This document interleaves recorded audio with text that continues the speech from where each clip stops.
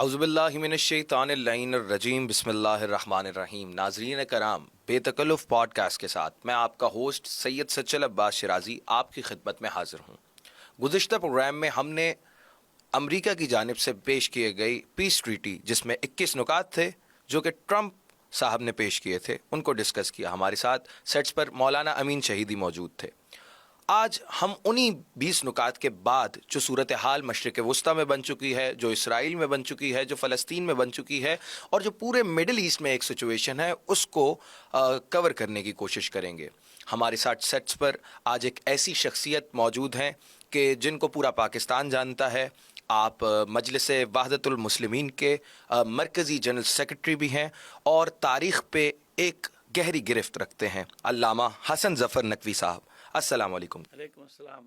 کیسے مزاج ہے؟ الحمدللہ، خدا کا شکر. اچھا قبلہ، ابھی ہم نے گزشتہ جب یہ 20 نکات پیش ہونے والے تھے، اس سے پہلے ایک پروگرام کیا جس میں ہم نے بہت ساری چیزوں کو ڈسکس کیا. اب جب کہ ان 20 نکات کو منظور کر لیا گیا ہے اور بہت سارے ممالک جو ہیں اس پر آمادہ ہیں کہ اسی طریقے سے غزہ اور اسرائیل کے کانفلکٹ کو لے کے چلیں، اب جب کہ ایڈ پہنچنے کا بھی جو ہے وہ معاملہ بن چکا ہے، اور یہ بھی کہہ رہے ہیں کہ وہاں سے جو ہے اسرائیلی آرمڈ فورسز جو ہیں، جو آئی ڈی ایف ہے، ان کا انخلا جاری ہے. لیکن ہم دیکھتے ہیں بہت سارے ساؤدرن اور ایسٹرن پارٹس ایسے ہیں جن میں اب تک اسرائیلی سولجرز آئی ڈی ایف موجود ہے، اور ہم یہ بھی دیکھتے ہیں کہ جو انفراسٹرکچر کی بات ہو رہی تھی، جو ایڈ پہنچنے کی بات ہو رہی تھی، وہ اب تک وہاں نہیں پہنچی ہے. تو کیا آپ سمجھتے ہیں کہ یہ جو معاہدہ سائن ہوا ہے یہ کامیاب ہو سکے گا یا نہیں؟ بسم اللہ الرحمن الرحیم، الحمدللہ والصلاۃ علیہ. پہلے تو ہماری یہ سمجھ میں نہیں آ رہا کہ معاہدہ کیا ہے. کیا اس معاہدے کے فریق کہاں ہیں؟ ایک فرمان جاری ہوا ہے، ڈونلڈ ٹرمپ کی طرف سے ایک حکم جاری کیا گیا کہ یہ ہوگا. دستخط کس کس نے کیے اس پہ دستخط نہ فلسطینی اتھارٹی کے ہیں، وہ تو موجود ہی نہیں تھے مذاکرات، نہ ہی اسرائیل نے کیے. یعنی اسرائیل ہمیشہ کی طرح آزاد ہے. 20 نکات آپ ڈسکس کر چکے، اس میں فلسطینی ریاست کی تو بات ہی نہیں. بالکل. کہاں ہے آزادی؟ حماس سے اسلحہ خالی کرا لینے کی بات ہو رہی ہے، اسرائیل سے نہیں. 70,000 لاشیں مل چکے، نہیں شہید ہو چکے نا 70,000. اس کے بعد ابھی ملبے سے کیا نکلتا ہے کیا نہیں نکلتا نہیں معلوم. سائن کرنے والے کون ہیں اس کے اوپر؟ سائن کرنے والے ہیں ترکی، نہ وہ براہ راست فریق ہے. سائن کرنے والا ہے مصر، نہ وہ براہ راست فریق ہے. سائن کرنے والا ہے قطر، نہ وہ براہ راست فریق ہے. اور مغربی دنیا نے ایسا غوغا شروع کر دیا، اور امریکہ نے ایسا غوغا شروع کر دیا جس سے امن و امان قائم ہو گیا. ناچیز نے اس سے پہلے بھی کہا تھا، بعد میں بھی کہا تھا کہ بھائی اس سے پہلے نامعلوم کتنے معاہدے ہو چکے، سیز فائر ہو چکے. پہلے بھی فلسطینی اتھارٹی کا اعلان ہوا تھا نا، بنی تھے، کہاں گئے وہ سب؟ ختم ہو گیا نا قصہ. کیونکہ انہی نے اسرائیل کو فری ہینڈ دیا ہوا ہے، پوری مغربی امریکہ سمیت، امریکہ کی سربراہی میں پوری مغربی دنیا نے فری ہینڈ دیا کو جو چاہے کرے. آپ تاریخ اٹھا کے دیکھ لینا اس مسئلے کو. ویسے تو میں 18ویں صدی سے شروع کر سکتا ہوں، لیکن یہ جو موجودہ اسرائیل بنا، جب قبضہ کرنا شروع کیا انہوں نے فوراً نیٹو فورسز تو اس وقت نام نہیں تھا، لیکن یہ مغربی فورسز برطانیہ کی سربراہی میں آئیں اور انہوں نے سیز فائر کرا دیا. بات چیت کے ذریعے حل ہوگا، بات چیت کے ذریعے، یعنی موقع دے دیا، چلو اسرائیل کو سیٹل کر دیا. پھر اس کے بعد تھوڑا تھوڑا اسرائیل آگے بڑھتا تھا، اور اس کے بعد سیز فائر کیا جاتا تھا، ٹھنڈا کیا جاتا تھا سب کو، اور اس کا ان علاقوں پہ قبضہ مسلمہ قبول کر لیا جاتا تھا. ٹھیک ہے، بیت المقدس پہ قبضہ ہونے کا سیز فائر. بیت المقدس گیا، اردن کے پاس تھا نا، ان کو ابھی تک غیرت نہیں کہ یہ ہمارا شہر تھا بیت المقدس جو ان کے پاس چلا گیا. پھر جناب 70 کے بعد لڑائی ہوتی ہے، صحرائے سینا چلا جاتا ہے، جولان کی پہاڑیاں چلے جاتے ہیں، سیز فائر، مذاکرات ہوں گے، مذاکرات. یعنی پوری ایک ہسٹری ہے. لیکن سب سے افسوسناک پہلو یہ کہ مسلمان ممالک کیوں چیخ رہے ہیں اور شور مچا رہے ہیں کہ امن ہو گیا، امن ہو گیا. امن کہاں سے امن ہو گیا؟ کدھر سے امن ہو گیا؟ وہ پہلے دن سے اس نے مخالفت شروع کر دی، کیونکہ اس نے دستخط تو کیے نہیں ہیں. وہ جو فہرست قیدیوں کی تھی اس کو اس نے دو بدل کر دیا، 250 قیدیوں کے نام اس نے نکال دیے کہ یہ جو ہے نہیں دیں گے، ہم نہیں دیں گے، ختم ہوں گے، وہ نہیں دیں گے. پھر اس نے امداد بھی روک دی، جو کچھ ٹرک گئے اس کو روک دی رفح کرا سے. کوئی ہے پوچھنے والا؟ مسلمان ملکوں میں کوئی پوچھنے والا ہے؟ لہٰذا کیسا معاہدہ، کہاں کا معاہدہ؟ یہ ایک فرمان ہے، یعنی ایک حکم نامہ جاری کیا گیا ڈونلڈ کے، یہ کرنا پڑے گا. یعنی فلسطینیوں کی گردن پہ پیر رکھے. اور میں پھر آپ سے کہہ رہا ہوں کہ یہ بیچارے پھر چوہے دان میں پھنسنے جا رہے ہیں. یہ جو واپس آ رہے ہیں نا، پھر اس کا اسرائیل کو تو کوئی روکنے والا نہیں ہے نا دنیا میں، اس کو تو کوئی نہیں روکے گا. ابھی سے جب اس نے خلاف ورزی شروع کر دی معاہدے کی، اور کہاں تک انخلا، کہیں بھی یہ نہیں لکھا ہوا کہ فلسطین وہ سے پیچھے چلے جائیں گے، موجودہ غاصب اسرائیل، حالانکہ پورا اسرائیلی فلسطین ہے، لیکن غزہ کو پورا خالی کریں گے اور جناب شمالی جنوبی پٹیوں سے باہر نکل، یہ تو ہے ہی نہیں. وہاں لفظ بتدریج پیچھے جائیں، یہ بتدریج کا کتنا مرحلہ ہے کچھ نہیں معلوم، اور اس کے باوجود امریکی ٹروپس بھی آ گئے وہاں، پہنچ گئے نا. کیوں؟ صرف اس لیے ISF جو بنائی ہے وہ سارا پہنچ گیا نا ان کو. یعنی اس کا مطلب یہ ہوا کہ فلسطینیوں کو کچھ نہیں دیا ہے، ٹھینگا دکھا دیا، مسلمہ کر رہے ہیں جہاں تک اس کا قبضہ گیا وہاں تک. اگر بات فوجیوں کے انخلا کی ہے تو اس 2 سال میں 3 سال میں جو نئی اسرائیل نے بستیاں بنائی ہیں غیر قانونی، یعنی وہ تو پورا اسرائیلی غیر قانونی ہے، لیکن جو ابھی بنائی گئی ہیں ان بستیوں سے پیچھے کیوں نہیں جائے گا؟ ان آبادیوں کو کیوں نہیں خالی کرے گا جو بھی اس جنگ کے دوران کہ ان آبادیوں کو خالی نہیں کرے گا؟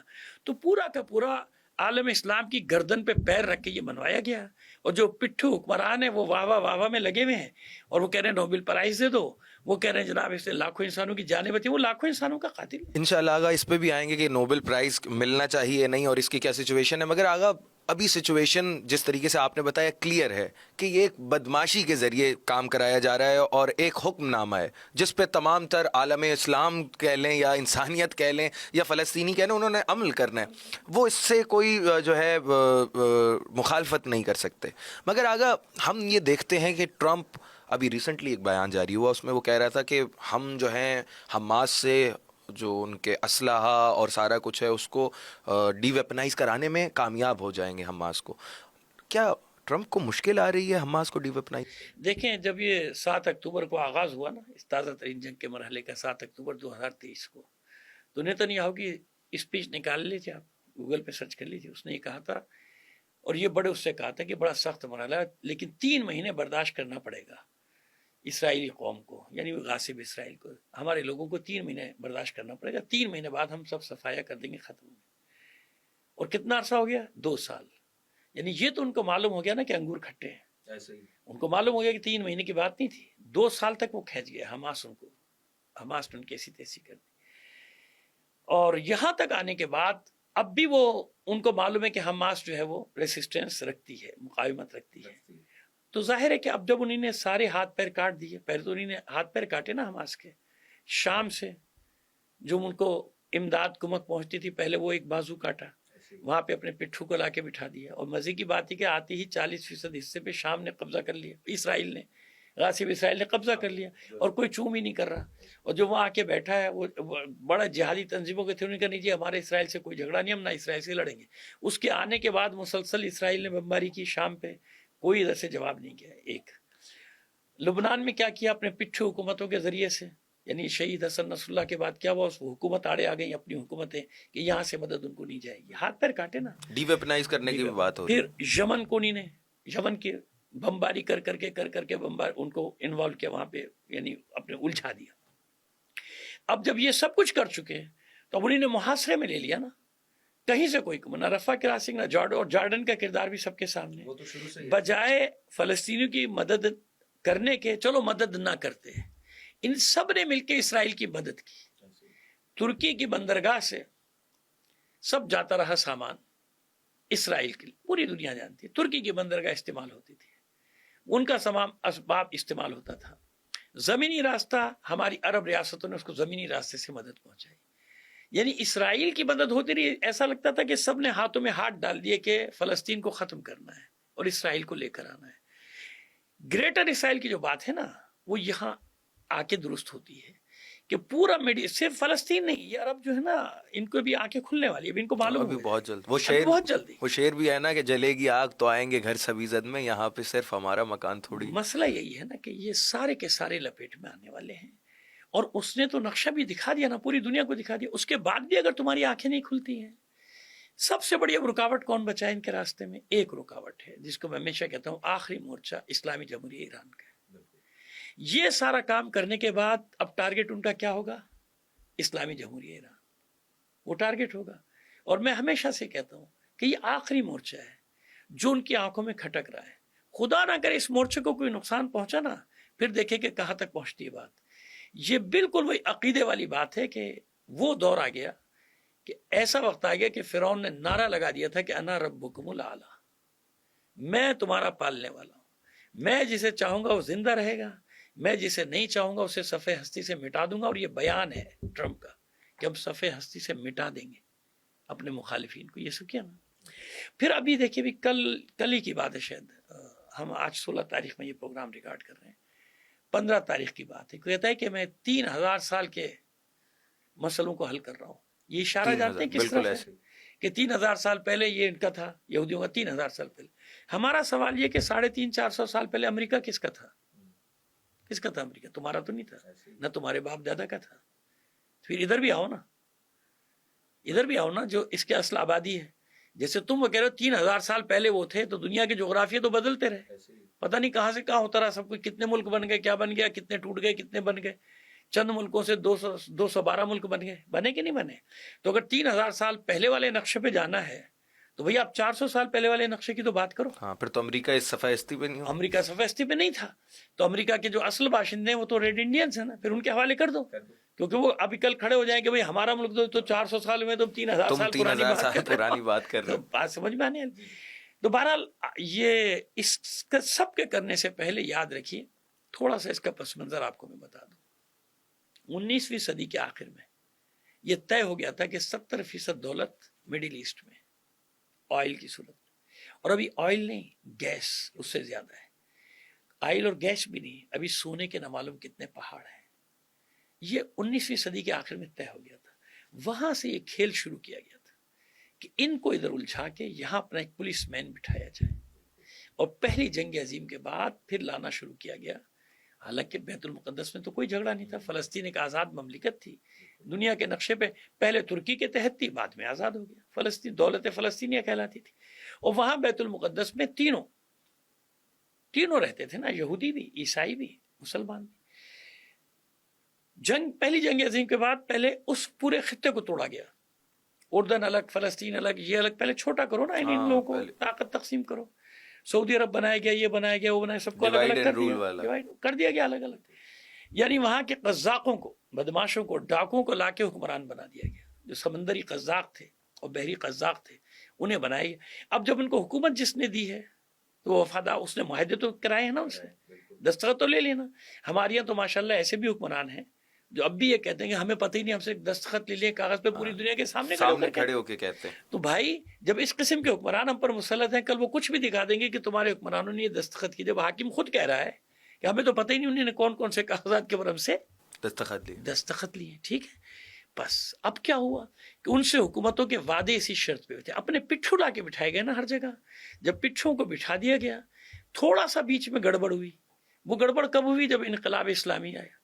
جیسے اسلامی انقلاب آتا ہے ایران میں، ان کے کیلکولیشن جو تھے اسٹیٹسٹکس وہ درم برہم ہو گئے کہ یہ تو ہم نے اپنے وہم و گمان پہ بھی نہیں سوچا تھا کہ ایک اسلامی ریاست قائم ہو جائے گی. یہ ہوا نا، وہ بالکل وہاں زلزلہ آ گیا کہ یہ کیا ہوا. جو ان کا سب سے بڑا پولیس مین بیٹھا ہوا تھا، بادشاہ، جو صرف ایران کا بادشاہ نہیں تھا، وہ شہنشاہ تھا. یعنی پورا عالم اسلام ہی اس کو بادشاہ کہتا تھا.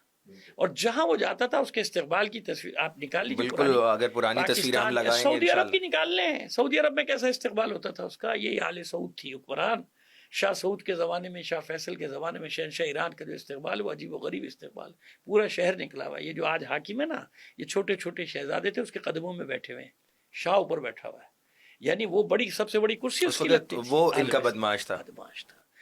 جب وہ شکست ہوئی نا، روحانیت نے مادیت کو شکست دی، وہاں سے ان کا سارا حسابات سب گڑبڑ ہو گئے. اب انہیں دوبارہ اپنا جس کو کہتے ہیں اسٹیٹسٹکس بنانے میں یا کیلکولیشن کرنے میں ٹائم لگا. پھر انہوں نے جو کمی بیشی تھی وہ کس سے پوری کی؟ پہلے پاکستان کو استعمال کرنا چاہا اس وقت، لیکن وہ سمجھ گئے کہ ان کے پاس وہ روحانی کوئی مرکز نہیں ہے، طاقت نہیں ہے. یہ پورا عالم اسلام، خاص طور پہ عرب، اس کے پیچھے نہیں جائیں گے. ایسے ہی ایک جگہ ایسی ہے جس کے پیچھے سارے عالم اسلام کو لگا سکتے، سعودی عرب. اور وہ تھا سعودی عرب. اب انہوں نے ایران کے بعد، اس سے پہلے ان کو سعودی عرب کا خیال نہیں ہے کہ خادم الحرمین الشریفین ان کے پاس. ایرانی انقلاب کے بعد انہوں نے اس کو اٹھایا. اس کو اٹھانے کے بعد سارے اپنے پپٹس کو حکم دیا، گڈوں کو، چابی کے گڈوں کو، سب اس کے پیچھے لگ جاؤ. سب اس کے پیچھے لگے.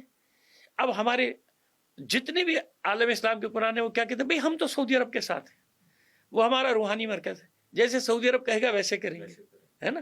تو کیا ہوا؟ اشارے کیا مل رہے ہیں کہ جیسے ہی سعودی عرب اس میں معاہدے میں داخل ہوگا، ابراہیمی معاہدے میں، سب کے سب شامل ہو جائیں گے. ہم تو اپنے پیچھے. بالکل. آغا بھی آپ نے ابراہیمی معاہدے کی جو بات کی، ابراہم اکارڈز کی اگر بات کریں تو بہت سارے ایسے ممالک گلف کنٹریز ہیں کہ جن کا جو ہے ہم سوچ بھی نہیں سکتے تھے وہ اس ابراہیمی معاہدے میں شامل ہو چکے ہیں. اور ابراہیمی معاہدے کی اگر بات کریں، اپنے ناظرین کو بھی بتاتا چلوں کہ ابراہیمی معاہدے میں یہ ہے کہ وہ ٹریڈ بھی ساتھ کر سکتے ہیں، ان کے اپنے جو ہے میوچل انٹرسٹ ہیں ایک دوسرے کے ممالک میں. تو اگر ابراہیم اکارڈز کی بات کریں تو آغا آپ کیا سمجھتے ہیں، اس کا کیا پس منظر ہے، اور اس کو جو ہے منظور کرانے کا اور اس پہ سگنیچر مختلف عرب ممالک سے کیوں لیے گئے؟ اس پہ قطر، بحرین تو سب سے پہلے ہیں، متحدہ عرب امارات ہیں. میں نے آپ کو کہا کہ یہ اتنی چھوٹی چھوٹی مملکتیں ہیں کہ ایک بٹالین ان پہ قبضہ کر لے گی جا کے.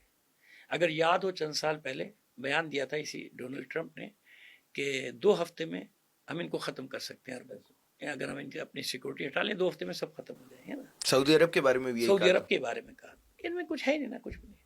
قطر میں سب سے بڑا بحری اڈہ جب بنایا گیا تھا تو یہ کہہ کر بنایا گیا تھا کہ آپ کی حفاظت ہم کریں گے. حفاظت تو نہیں کر سکے، قبضہ کر لیا. اب یہ اتنے چھوٹے چھوٹے سے ہیں کہ وہاں کا ایک کرنل یا ایک بریگیڈیئر ان پر حکومت کو پہلے بھی کرتے تھے. شارجہ وغیرہ کی ہسٹری پڑھیں گے آپ تو ایک کرنل بیٹھا ہوتا تھا، کرنل لارنس صاحب اور پورے خطے پر اس کا آرڈر چلتا تھا. اب کیا ہوا، فرنٹ پہ ان کو رکھ دیا گیا، پیچھے وہ چلا گیا. لہٰذا ان کے پاس تو کوئی آپشن نہیں ہے. یہ ایک دن میں وہی واپس اونٹوں پہ آ جائیں گے. جیسے ہی امریکہ اپنا ہاتھ اٹھائے گا، اور اسرائیل کو انہوں نے اسی لیے بدماش بنا کے رکھا اور جگہ جگہ دکھا بھی دیا کہ بھئی اس کو چھوڑ دوں گا. جیسے ہوتا ہے نا کہ ہمارے محلوں میں، علاقوں میں ایک بدماش ہوتا ہے، اس کو رکھتے ہیں بڑے لوگ اپنے پاس تاکہ وہ سب سے بھتہ اکٹھا کرتا ہے. تو ابھی آپ نے دیکھا چند مہینے پہلے ٹرمپ نے اسرائیل کا خوف دکھا کے سب سے بھتہ لیا. کسی سے $700 ارب، کسی سے $600 ارب، کسی سے $400 ارب کا ایک جہاز دیا. ان لوگوں نے دیا جو فلسطینیوں کو ایک نوالا دینے کو تیار نہیں، کیونکہ دے نہیں سکتے. یہ بھتہ لوٹنے والی بات ہے نا. لہٰذا یاد رکھیے کہ معاہدے پر دستخط نہیں ہے، یہ حکم نامے پر دستخط ہیں. جیسے آپ نے پہلے معاہدے میں، جیسے میں نے کہا نا کہ معاہدہ وہ ہوتا ہے جس میں 2 فریق ہوں. جب 2 فریق ہی نہیں ہے، وہ تو ایک آرڈر لکھ کے اس پہ دستخط کرو، لیکن وہ دستخط پوری دنیا کو دکھاتا ہے کہ دستخط. لیکن ابراہم اکارڈز کی اگر بات کریں تو اس میں تو اسرائیل شامل ہے میرے خیال سے. دیکھیے اس میں بھی شامل ہیں تو وہ بھی آرڈر پہ دستخط دے گئے نا. اسرائیل کے انٹرسٹ میں ہے نا کہ جی ہم سب ابراہیم کی اولاد ہیں. ارے تو بھائی حضرت آدم تک چلے جاؤ، حضرت نوح تک چلے جاؤ، تو ہم سارے آدم کی اولاد ہیں. یہ تو وہی والی بات ہوگی جیسے آپ نے پہلے کی 3000 سال 3000 سال حوالہ دیا کہ وہ چلے. تو یہ دنیا کو فراڈ کرنا. لیکن کیونکہ سامراجی میڈیا ہے نا، اب آپ دیکھیں کتنے دنوں سے یہ لائن چلائی جا رہی ہے کہ آپ کون بولنے والے ہیں، آپ کون بولنے والے ہیں. جب وہ راضی ہو گئے، جب وہ راضی ہو گئے، آپ کون بولنے والے ہیں نا. یہی چل رہا ہے، ٹرینڈ یہی چل رہا ہے نا ہمارے میڈیا پہ. اب میں سوال کرتا ہوں یہاں سے اپنی بڑے بڑے قابل دانشور تجزیہ نگاروں سے، اچھا بھائی ہم کوئی بولنے والے نہیں، کیونکہ ان کا کام ہو گیا. اور انہوں نے اعلان کر دیا، نیتن یاہو نے بھی اعلان کر دیا کہ بیت المقدس ہم سے کوئی نہیں لے سکتا. واضح بیان اس کا. ٹھیک، مطلب اس کو تسلیم کرنے کا، اس حکم نامے، معاہدہ تو نہیں کہتا میں، اس فرمان کو تسلیم کرنے کا مطلب یہ ہوا کہ بیت المقدس ہمیشہ ہمیشہ کے لیے ان کے پاس گیا. اب میں اسے سوال کرتا ہوں، یہ جو آپ اس معاہدے کی منظوری کی بات کر رہے ہیں تو اس کا مطلب یہ کہ بیت المقدس کیا صرف فلسطینیوں سے تعلق رکھتا ہے؟ مسجد اقصیٰ کا تعلق صرف فلسطینیوں سے ہے؟ یہ عالم اسلام کا مسئلہ نہیں ہے، پورے عالم اسلام کا مسئلہ ہے نا بیت المقدس. ایک بات. دوسری بات، اگر یہ اصول چل پڑا تو پھر یاد رکھیں دنیا میں کتنے مقدس مقامات ہیں ہمارے، اور جس کے پاس ہیں، جس کی وہاں حکمرانی ہے، کل کو اس کے اوپر حملہ ہو اور وہ کہہ دے کہ جی میرا معاہدہ ہو گیا، آپ کون بولنے والے ہیں؟ اچھا آپ کو نہیں لگتا میں نے اشارہ کیا نا بالکل کہ سارے مقدس مقامات پھر خطرے میں ہو گئے نا، کیونکہ جی ہمارا معاہدہ ہو گیا، آپ کون بولنے والے؟ عراق نے معاہدہ کر لیا، ایران نے کر لیا، فرض کریں مصر نے کر لیا، سعودی عرب نے کر لیا، آپ کون بولنے والے؟ ایک بات. اور آخری بات اس سلسلے میں یاد رکھیے میری، اگر یہ ماڈل رول سیٹ ہو گیا نا تو پھر آپ کشمیر کا کیا کریں گے؟ جب فلسطینیوں کو الگ کر کے ان کی گردن پہ پیر رکھ کے منوایا جائے گا، کل وہ ایک وہاں بیٹھ کے معاہدہ کریں گے، کل انڈیا سے ان کے تعلقات یا ان کے مفادات، اسرائیل اور انڈیا تو میں تو کوئی فرق نہیں ہے. وہ کشمیر کے لیے طے کر لیتے ہیں کہ جی وہ ادھر ہے، وہ تو تمہارا ادھر ہے، تمہارا بات ختم. پھر آپ ماننا پڑے گا کہ پہلے بھی تو مانا تھا، بدماشی پہلے بھی تو مانا تھا نے فلسطین والے کو، اب اس کو بھی مانو، یہ بھی وہی معاہدہ ہے. تو یہ بچوں کا کھیل نہیں ہے. اس لیے ان پپٹس کو لا کے بٹھایا گیا کہ جو پپٹس محلے اور شہر سے زیادہ کی سیاست نہیں جانتے، انہیں کچھ نہیں پتا. ان کو اس طرح سے جیسے کھلایا جاتا ہے گڈوں کو، اس طرح بلا بلا کے پیار کر کر کے سر پہ ہاتھ رکھ کے بیان دلواتا ہے. کبھی مار بھی دیا تھوڑا سا. بہترین. آگا ابھی آپ نے ذکر کیا کہ سعودی عرب جو ہے وہ اس سچویشن میں نہیں ہے کہ وہ اپنے آپ کو ڈیفینڈ کر پائے. لیکن اگر ہم ریسنٹ چینجنگز دیکھیں تو ایک سعودی عرب کا، اب مجھے نہیں پتا، آپ بتائیں گے مجھے کہ یہ ایک اچھا اسٹیپ ہے سعودی عرب کے لیے بھی یا اور مشرق وسطیٰ کے لیے بھی، آپ ڈیسائیڈ کریں گے اور مجھے بتائیں گے. تو سعودی عرب نے ابھی ریسنٹلی پاکستان کو جو ہے اپنی فوج قرار دے دیا، مطلب میوچول انٹرسٹ ہے. اگر سعودی عرب پہ حملہ ہوا تو پاکستان پہ حملہ تصور کیا جائے گا، اگر پاکستان پہ حملہ ہوا تو سعودی عرب پہ حملہ تصور کیا جائے گا. تو اس میں کتنی حقیقت ہے کہ یہ مشرق وسطیٰ میں کتنا چینج لائے گا؟ اور دوسرا بھی پاکستان کی جو ہے ایک جگہ جو ہے جھڑپیں چل رہی ہیں، تو اس میں سعودی عرب کا کیا کردار؟ میں یہ کہنے والا تھا کہ جب یہ معاہدہ ہو گیا کہ ان کا فوج ہماری فوج، ہماری فوج ان کی فوج، ان پر حملہ، ہم پر حملہ، تو ابھی حملہ ہو تو گیا، ہوا نا، تو کہاں گئی سعودی فوج؟ کہاں گیا؟ ایک بات. دوسری بات یہ کہ اس سے پہلے کیا کچھ نہیں ہوا. 40-42 ملکوں کی فوج بنی، اس کا سپہ سالار ایک پاکستانی جنرل کو بنایا گیا، وہ فوج کہاں گئی؟ وہ سپہ سالار کہاں گیا؟ وہ بیچارے ٹامک ٹوئیاں مار رہے ہیں. اور یہ ہو نہیں سکتا تھا معاہدہ جب تک پیچھے امریکہ نہیں ہوتا. سمجھ گیا؟ یہ بہت ہی خطرناک کھیل ہونے جا رہا ہے. ڈر لگتا ہے کہ اس معاہدے کے تحت کہیں ایسا نہ ہو کہ ہمیں یوز کیا جائے، وہاں اس طرف یوز کیا جائے کہ جی یہ دیکھیں سعودی عرب خطرے میں، 2-4 میزائل ڈلوا کے اس کے پاکستانی فوج کو بلایا جائے، یمن سے بھڑا دیا جائے آپ کو، اور کسی ملک سے بھڑا دیا جائے، شام میں گھسیڑ دیا جائے آپ کو فلسطینیوں پہ، جیسے پہلی بھی فلسطینیوں کا قتل عام 69 میں ہوا نا. بریگیڈیئر صاحب تھے ہمارے، بریگیڈیئر ضیاء الحق صاحب، 25,000 سے 60,000 فلسطینیوں کی تعداد آتی، ان کا قتل عام کرنے والے تھے. تو ڈر یہ لگتا ہے کہ کہیں ایسا اس معاہدے کا انجام یہ نہ ہو، اس کے پیچھے بھی ہوں، کیونکہ ان کی مرضی کے بغیر نہ سعودی عرب کچھ کر سکتا ہے، نہ فی الحال ہمارے حکمران کچھ کر پا رہے ہیں. ان کی ساری توجہ اس میں کہ امریکہ بہادر ہم سے راضی رہے. تو یہ سب دیکھنے کی چیز ہے نا کہ پہلے کے معاہدے کیا ہوئے، پتہ نہیں کس کس سے ایسے معاہدے ہوئے. RCD کہاں گیا؟ ترکی ایران پاکستان کا معاہدہ امریکہ نے کرایا تھا نا. جب تک شاہ تھا وہ معاہدہ تھا، شاہ گیا وہ معاہدہ ہوا میں ہو گیا، اڑ گیا ہوا، تو کرنے نہیں دے رہا نا. مطلب جتنے مشرق وسطیٰ میں معاہدے ہوتے ہیں وہ امریکہ کی اجازت اور مرضی سے ہوتے ہیں. وجہ یہ کہ وہ کچھ کرنا بھی چاہتے ہیں نا دل سے. مثلا مثال کے طور پہ سعودی عرب چاہتا ہے کہ ایران کے قریب آ جائے، بہت قریب آ جائے، لیکن اس کو نہیں آنے دیا جاتا. اس میں اتنی طاقت نہیں کہ ان سے نکل کے جا سکے. یہی ہمارا حال ہے. IMF کی بوٹ ہماری گردن پہ رکھے ہوئے انہوں نے. جیسے ہی کچھ ادھر کچھ ہوتا ہے ادھر IMF کی ٹیم آ جاتی ہے. پیسے چاہیے یا نہیں چاہیے؟ $1 ارب چاہیے تمہیں؟ $1 ارب چاہیے تو یہ بولنا پڑے گا. $1 ارب چاہیے تو ہماری ہاں میں ہاں ملانی پڑے گی. $1 ارب کے، $2 ارب کے، ایسا $6 ارب ٹکڑیوں میں اس لیے تقسیم کیا جاتا ہے. تو IMF ہمارے سر پہ بٹھائے ہوئے ہے، ہم نکل نہیں سکتے. وہ جیسی بند ہوگی امداد تو آپ کے پاس اگلے مہینے لوگوں کو دینے کے لیے تنخواہیں نہیں ہے، پیسے نہیں ہیں آپ کے پاس. انشاءاللہ قبلہ میں اس پہ بھی آؤں گا کہ پاکستان کا کیا کردار ہے. ابھی آپ نے ریسنٹ جو باتیں کی ہیں اور جو گفتگو کی ہے اس سے ایک جو تاثر بن رہا ہے وہ یہ ہے کہ فلسطین کا، اسرائیل کا، غزہ کا جو مسئلہ ہے وہ مذاکرات اس کا حل نہیں ہے، کیونکہ آپ نے کہا کہ یہ بدماشی ہے اور یہ دھونس کے ذریعے کام کرایا جاتا ہے. تو مقاومت کیا حل ہے؟ دیکھیں بات، مذاکرات اس وقت ہوتے ہیں، لیکن جب کوئی سرحدی جھڑپ ہو گئی 2 ملکوں میں، مذاکرات کے ذریعے ختم ہو گئی. ٹھیک، مثال کے طور پہ ابھی افغانستان اور پاکستان کا مسئلہ ہوا ہے نا، مذاکرات ہوتے ہیں، یہ سمجھ میں آتی ہے. مذاکرات، بھائی آپ کے گھر میں چند بدماش گھس آئے اور آپ کے گھر پہ قبضہ کر لیں اور آپ ان سے لڑ کے نکالنا چاہتے ہیں اور لوگ آ جائیں کہ نہیں آپ ان سے مذاکرات کریں. بھائی وہ قابض ہیں. قبضہ گروپ سے کہے کہ مذاکرات، جیسے ہمارے یہاں قبضہ گروپ ہوتے ہیں، وہ ان کو تو پھر اسی طرح نکالا جائے گا نا جس طرح سے وہ گھسے اندر، گھس بیٹھی ہے نا وہ اندر. تو وہی مسئلہ ہو رہا ہے کہ بھئی مذاکرات حل، بیٹھک حل. وہ گھسائے، انہوں نے قبضہ کر لیا ان کی زمینوں پہ، ان کے شہروں پہ، ان کے ملکوں پہ، ان کی آبادیوں پہ قبضہ کر لیا. اور آپ کہہ رہے ہیں کہ بیٹھ کے بات کرو. کیا بات کریں ان سے؟ یہی تو کہیں گے نا کہ بھئی ہماری زمین چھوڑ دو. وہ کہتے ہیں ہم نہیں چھوڑ رہے. وہ یہی تو کہہ رہے ہیں فلسطینی کہ ہمارے گھر میں دے دو.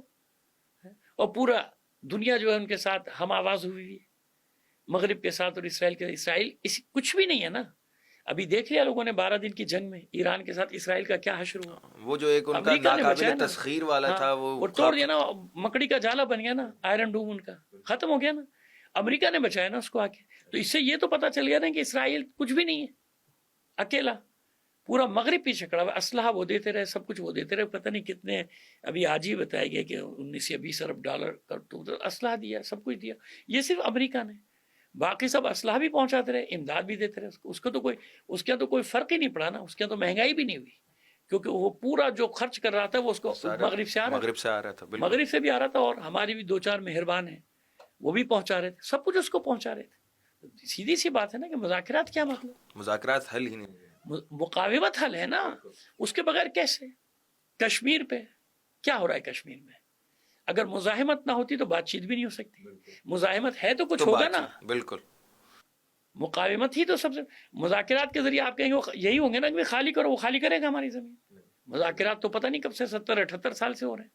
کون سے مذاکرات کامیاب؟ ہر مذاکرات کا انجام اسرائیل کی ایک قدم آگے بڑھنے، اسرائیل کی کامیابی پر ہوتا ہے. ایسے ہی ہے. اور بہت سارے ایسے بھی مذاکرات ہیں اور بہت سارے پیس ٹریٹیز ہیں جو ابھی ریسنٹلی ہوا، اس پہ کون سا اسرائیل نے عمل کر لیا؟ وہ دنیا کے کسی قانون کو نہیں مانتا، نہ اقوام متحدہ کے قانون کو مانتا ہے، نہ بین الاقوامی عدالتوں کو مانتا ہے، نہ انسانی اقدار کو مانتا ہے. انسانی اقدار کا تو سب سے بڑا قاتل ہے. عورتوں اور بچوں کا، معصوم بچوں کا قاتل ہو، آپ اس سے کیا توقع رکھتے ہیں؟ وہ یہ معاہدوں کو مانے گا وہ؟ جبکہ اسے معلوم ہے کہ پوری دنیا میری بیک پر ہے، اور پوری دنیا کے دیکھیں بات کیوں دنیا بیک پر ہے. اکثر لوگ سمجھتے ہیں کہ غزہ کی ساحلی پٹی پر گیس ہے. صرف غزہ کی ساحلی پٹی پر گیس ہے؟ پورا مڈل ایسٹ ہے بھائی، پورا بحر روم سب بھرا ہوا ہے دولت، پوری دنیا کی دولت وہاں پر ہے. پہلے بھی انہوں نے یہ کیا تھا کہ کچھ شہر اور عیاشی کا سامان اربوں کو دے کے باقی دولت تو وہیں جاری ہے ان کے بینکوں میں. وہ ان کے اکاؤنٹ سیز کر دیں تو ان کی تو گاڑیاں بھی نہیں چل سکتی سڑکوں کے اوپر، خطرے ہو جائیں گے. جیسے پہلے انہوں نے کیا تھا، ایران کے اثاثے منجمد کر دیے تھے.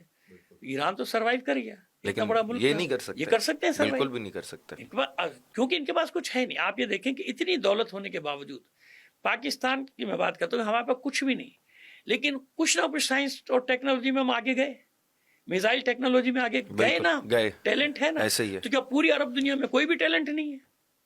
کسی ایک ملک میں بتا دینا مجھے سائنس اور ٹیکنالوجی کے کوئی ادارے قائم کیے کچھ سوائے عیاشی.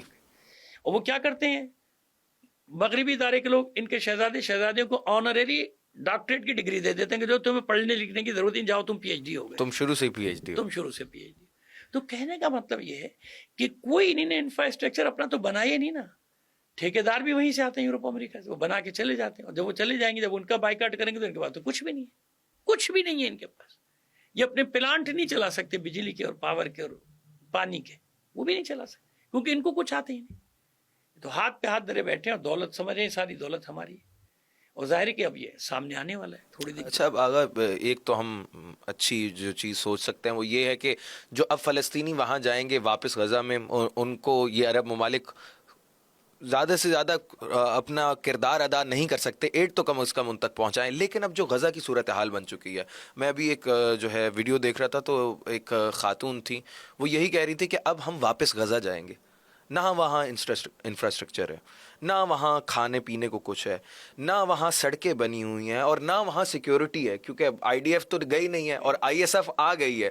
مطلب بدماشوں نے ایک اور بدماش فورس کو وہاں تعینات کر دیا، اور نہ وہاں پانی ہے. چلے انفراسٹرکچر، روڈز اور ان کے بغیر تو زندگی پاسبل ہے، لیکن پانی اور کھانے کے بغیر تو نہیں ہے. وہاں تو صاف پینے کو پانی نہیں ہے. تو اب آپ کیا سمجھتے ہیں کہ غزہ کے لوگ جب واپس آئیں گے، یا کیا وہ واپس بھی آئیں گے؟ جب واپس آئیں گے تو کیا صورتحال؟ دیکھیں بہت سارے لوگ تو واپس ہی نہیں آ رہے. اس لیے نہیں آ رہے کہ میں بھی انٹرویوز دیکھ رہا ہوں سب کے، کہ انہیں معلوم ہے کہ وہاں جانے کے بعد پھر ہم چوہے دان میں پھنس جائیں گے، ایک بات. اور دوسرے واپس آ جائیں. کسی عرب ملک نے اب تک اعلان نہیں کیا کہ ان کا انفراسٹرکچر بنائے گا. کسی نے اعلان کیا؟ عرب کو چھوڑیں، کسی مسلمان ملک نے اعلان نہیں کیا کہ ہم وہاں جا کے تعمیرات کریں گے، وہاں کا پانی کا نظام ٹھیک کریں گے، وہاں کا بجلی کا نظام ٹھیک. کسی نے کیا؟ کسی نے نہیں کیا. یہ صرف چند ٹرک کھانے کے، کمبل کے، اور ان کو بھیج رہے ہیں. وہی بات اصل آ گئی نا کہ کہاں ہے یہ سب فرمان میں، جس کو معاہدے کا نام دیا گیا، اس حکم نامے میں کہیں ہے کہ کون سے ملک ذمہ داری لے رہے ہیں کہ اس کا انفراسٹرکچر بنائیں گے؟ جو کھربوں ڈالر امریکہ کو دے رہے ہیں تحفے تحائف کی صورت میں، معاہدوں کی صورت میں، کیا وہ چند ارب ڈالر خرچ کرنا پسند کریں گے یہاں پہ انفراسٹرکچر، یہاں کی سڑکیں، یہاں کی بلڈنگیں، رہنے کی جگہ ہی نہیں ہے نا. 90% تو کھنڈر ہو گیا نا، 2-3 بلکہ وہ میں تو پڑھ رہا تھا کہ 8 ایٹم بم کے برابر وہاں بمباری ہوئی جو ہیروشیما ناگاساکی پر جس طاقت کے مارے گئے تھے.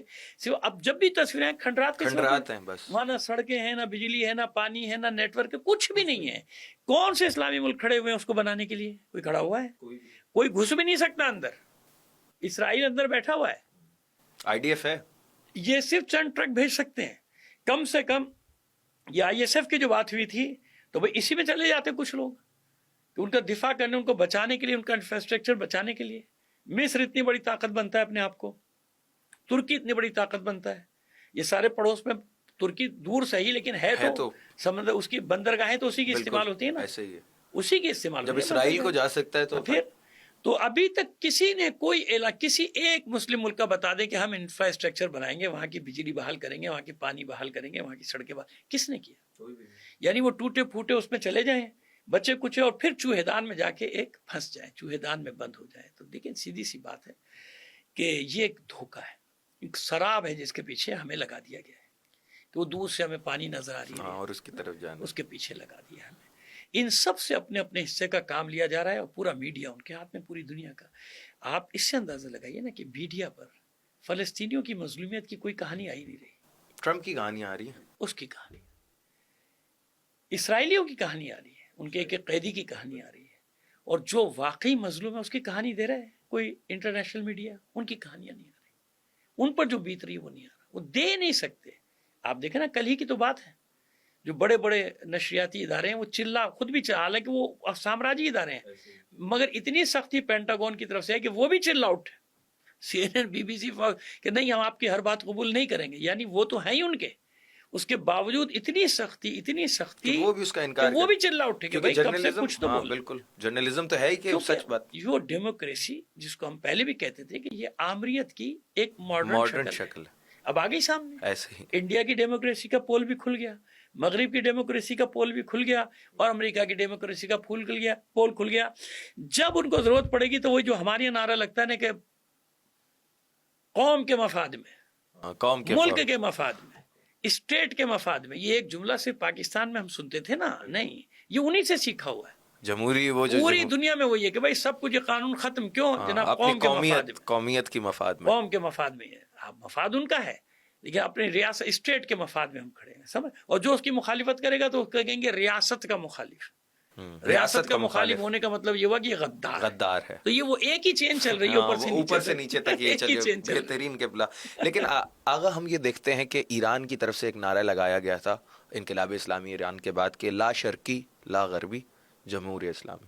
تو اگر ایران اپنے آپ کو جمہوری اسلامی ایران کہتا ہے اور یہ کہتا ہے کہ وہاں اسلامی نظام نافذ ہے، تو ایران کی طرف سے اس پورے منظرنامے پہ یہ الگ بات ہے کہ ٹرمپ کیونکہ وہاں موجود تھا تو شامل تو کیا ہی نہیں گیا ایران کو، لیکن اس سارے منظرنامے میں ایران کا کیا کردار تھا، اور اگر بیک اینڈ پہ یا فرنٹ اینڈ پہ ایران نے کیا کیا؟ دیکھیں خدا کا لاکھ لاکھ شکر ادا کرتے ہیں ہم لوگ کہ ایک صاحب نے مجھے آ کر بتایا، ایک کانفرنس ہوئی تھی کسی مغربی ملک میں، تو وہ مخالفین کی کانفرنس تھی، تو اس میں بتا رہے کہ آپ لوگوں کی مخالفت سے کچھ نہیں ہوتا، فلاں فلاں فلاں علم فلاں علم فلاں علم، سارے علماء اس میں شریک تھے. وہ گناتے جا رہے ہیں 100 اور اچھی بھلی محفل میں گنوا رہے تھے نام. وہ خود اس کے نمائندے تھے، پاکستان آئے تھے اس کی تبلیغ کرنے کے لیے. اور کہیں ایک نشست ہوئی تو میں ناچیز کھڑا ہوا، میں نے ایک دو علماء کے نام لیے، میں نے کہا یہ شامل ہیں؟ نہیں ان کی کوئی حیثیت بھی نہیں، تو ایک دو سے فرق نہیں پڑتا. میں نے کہا خدا کا شکر ہے لاکھ لاکھ. میں سمجھا تھا سب نے اپنے ضمیر بیچ دی ہے. تو وہاں سب سناٹا چھا گیا. میں نے کہا خدا کا شکر ہے کہ ایک دو آپ کہہ رہے ہیں کہ انہی نے اپنے ضمیر کی حفاظت کی. تو ایران وہ ہے، ساری دنیا میں پروپیگنڈا کیا ہوا کہ ایران اس معاہدے کا مخالف ہے. میں کہتا ہوں خدا کا شکر ہے کہ جمہوری اسلامی کے دامن پہ یہ داغ نہیں ہے خیانت کا جو ہوئی ہے. خیانت، دیکھیے بات وہیں پر آ جاتی ہے کہ پوری دنیا کے نقشے میں آپ خود بھی جانتے ہیں، دیکھتے ہیں کہ ایران کو کس طریقے سے انہوں نے گھیرا ہے، گھیرا ڈالا ہے، دست و بازو کاٹے ہیں نا. لبنان، عراق، شام، لبنان کاٹ دیا اس کے. حسن نصر اللہ، قاسم سلیمانی، یحییٰ سنوار، اسماعیل ہانیہ، جتنے بھی نام لیتے جائیے، ہے نا، دست و بازو کاٹے. پھر اتنا بڑا اٹیک جو ان پر کیا گیا، وہ بم کبھی استعمال ہی نہیں ہوا جو ایران نے استعمال کیا، وہ جہاز کبھی استعمال نہیں ہوا. اس کے باوجود ایران کا سروائیو کرنا اور کھڑے رہ جانا. میں جو بار بار کہتا ہوں نا آخری مورچہ ہے، وہ لڑیں گے، وہ سرنڈر نہیں کریں گے. ان کا اس پہ دستخط نہ کرنا، اس پہ راضی نہ ہونا، ان کا نہ بلانا، اس کا نہ جانا، اس چیز کا اعلان ہے کہ وہ خود بھی جانتے کہ یہ کبھی بھی نہیں جھکے گا ہمارے سامنے ایران. اور ایران مقابلہ کرے گا. کیا ہوگا آخر؟ جو لوگ کہتے ہیں نا کیا ہوگا، ایٹم بم مار دیں گے، ہائیڈروجن بم مار، کیا کر دیں گے؟ ختم کر دیں گے. ختم کرنا مسئلہ نہیں ہے. مسئلہ ہے سر تسلیم خم کرنا، بیعت کرنا. اور یہ صرف کربلا والے جانتے ہیں کہ شکست یہ نہیں کہ سر کٹ جائے، شکست یہ کہ تم بیعت کر لو ظالم کی. تو وہ سرنڈر کرنے والی قوم ہے نہیں، کبھی کیا نہیں. اس نے گزشتہ 46 سال میں ثابت کیا. ایسے ہی پوری پارلیمنٹ اٹھ گئی تھی. پارلیمنٹ اٹھ گئی، صدر اور وزیر اعظم دونوں ایک ساتھ گئے تھے، محمد علی رجائی اور جواد محمد سب گئے. پھر اس کے بعد بھی رئیسی بھی شہید ہوئے، سب ہوئے. جب پارلیمنٹ اڑی تھی کوئی تعزیت کرنے والا پوری دنیا میں ایک بھی ملک نہیں تھا. ریکارڈ اٹھا کے دیکھیے. جب ان کے صدر اور وزیر اعظم کو شہید کیا گیا، محمد علی رجائی اور جواد بہنر ایک ساتھ، کسی ایک ملک نے انکلوڈنگ پاکستان کسی نے تعزیت نہیں کی. لیکن آگے ترقی کرتے کرتے کہاں تک پہنچے، وہ مقابلہ کرتے کرتے کہاں تک پہنچے کہ جب ابراہیم رئیسی کا جنازہ ہوا تو آدھی سے زیادہ دنیا وہاں موجود تھی نا. تو وہ آگے بڑھ رہے ہیں نا، ان کا سفر آگے بڑھ رہا ہے. ان کے پاس میں شاہد ہوں اس بات کا کہ کار خراب ہو جاتی تھی تو پرزا نہیں ہوتا تھا اس کا، کیونکہ سب شاہ کے زمانے میں باہر کا تھا اور ادھر سے بائیکاٹ ہو گیا.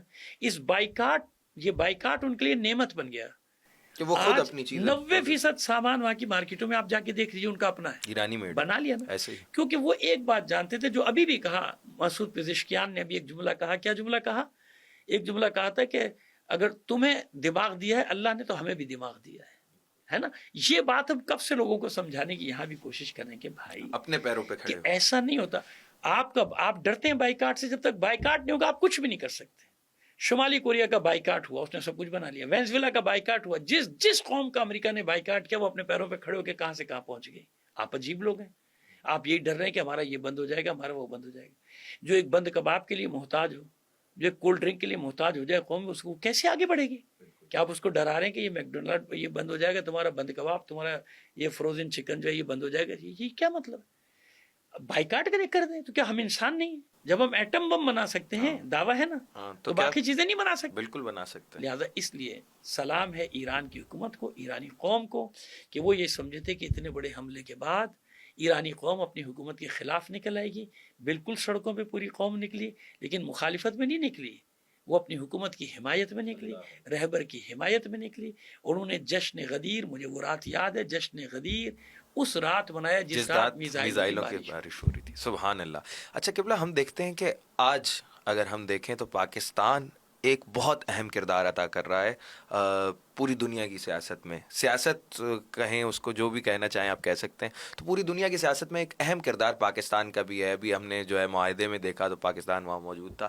لیکن پاکستان کے اندر جب ایک پارٹی جو ہے اپنے حقوق کے لیے، کیونکہ یہ جمہوری حق ہوتا ہے نا، احتجاج جمہوری حق ہے، تو اپنا حق جو ہے خود ارادیت استعمال کرتے ہوئے سڑکوں پہ نکلتی ہے اور فلسطین کے لیے نکلتی ہے. چاہے وہ جو ہے تھوڑے سے جو ہے ایگریشن میں آ گئے، تو کیا ریاست کا یہ کام بنتا ہے کہ اتنی بڑے قتل عام کرے اور ان لوگوں کو قتل عام کر کے یہ ٹی وی سکرینز پہ اور جو ہے نشر کیا جائے کہ اتنے لوگوں کو مار دیا گیا؟